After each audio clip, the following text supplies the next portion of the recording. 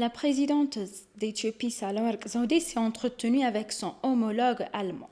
Elle a discuté de la situation actuelle au Tigray et d'autres problèmes lors d'un appel téléphonique de son homologue allemand Frank-Walter Steinmeier.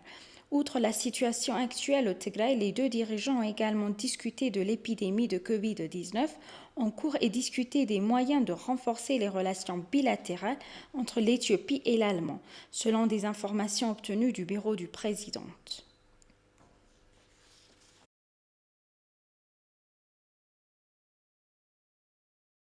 La présidente Sahle-Work Zewde a exprimé ses condoléances pour le décès du président tanzanien John Magufuli. Elle a exprimé ses condoléances au peuple et au gouvernement tanzanien, à la famille du président et la vice-présidente Samia Suluhu Hassan, au nom d'elle-même, du peuple éthiopien et du gouvernement à la suite du décès du président. Dans son message de condoléances, elle a déclaré que le président Magufuli restera dans les mémoires pour ses efforts visant à apporter le développement et la paix dans son pays. Selon l'ENA, la présidente Sahle-Work a également exprimé l'espoir que le vice-président sera en mesure de s'acquitter de ses responsabilités. Selon les informations obtenues du bureau du président, la présidente Sahle-Work a été la dernière chef d'État à s'entretenir avec le président Magufuli lors de sa visite de travail en Tanzanie il y a 6 semaines, c'est selon FBC.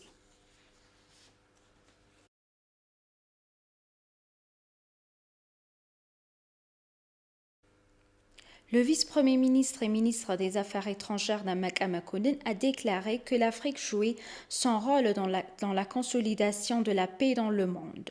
Il a fait ces remarques lors d'une discussion en ligne des ministres du Conseil de paix et de sécurité de l'Union africaine. Namaka a exprimé son respect pour les soldats de la paix qui ont sacrifié leur vie dans des missions de maintien de la paix dans divers pays. Il a noté que la création du forum multipartite, y compris les Nations Unies, était un facteur clé du maintien de la paix et de la sécurité dans le monde. Il a déclaré que la réduction du financement et de la logistique des missions de maintien de la paix avait contraint les soldats de la paix à s'acquitter de leurs tâches dans des circonstances difficiles. Il a également déclaré qu'une attention particulière devrait être accordée à l'épidémie actuelle Covid-19. Namaka a déclaré qu'il était important que le Conseil de paix et de sécurité de l'UA soit impliqué dans les politiques et plans de maintien de la paix de l'ONU compte tenu de l'expérience pratique des missions de maintien de la paix. Selon Namaka, les Africains doivent adopter une position commune pour relever les défis des missions africaines de maintien de la paix.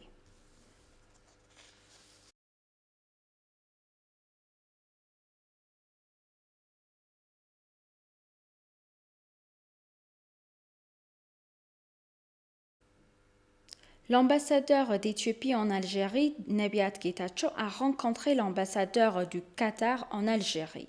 Il a discuté de diverses questions avec son homologue du Qatar en Algérie, Hassan Ibrahim Al-Malki. Au cours de la discussion, l'ambassadeur Nebiat a expliqué que l'Union africaine dirige le processus sur le grand barrage de la Renaissance éthiopienne.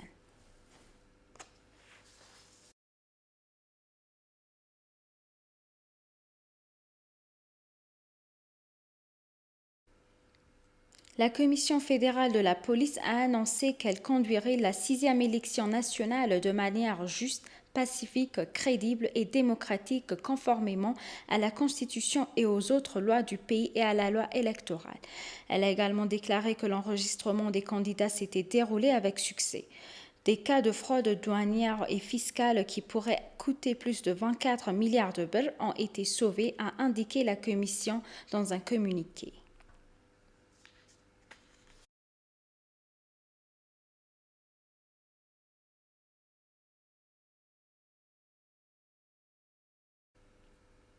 Et pour conclure, Addis International Bank a fait don de 1,8 million de birrs au barrage de la Renaissance. La banque a remis hier son soutien au bureau du Conseil national de coordination de la participation publique au barrage. Wendosan Assafa, chef des opérations de la banque, a déclaré que la banque avait remboursé intégralement ses recettes en devises au cours des 6 derniers mois. Selon Wendosan, la banque encourage les personnes qui échangent légalement des devises étrangères. Les revenus qui en découleront contribueront également également de manière significative au barrage. Dr Aragawi Bari, directeur général du bureau du Conseil national pour la coordination de la participation publique, a remercié Addis International Bank pour son soutien. Il a également appelé d'autres banques à soutenir le barrage, a rapporté IFD.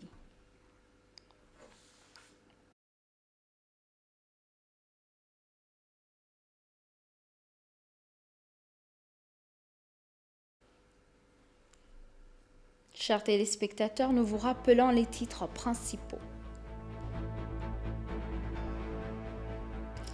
La présidente Sahle-Work Zewde a déclaré que l'Éthiopie jouera un rôle de premier plan dans le succès du projet 50 millions des femmes africaines parlent. Merci chers téléspectateurs, c'est la fin du journal. C'était Aline Tebaro avec le journal. Restez avec nous avec le reste des programmes. Bonne journée.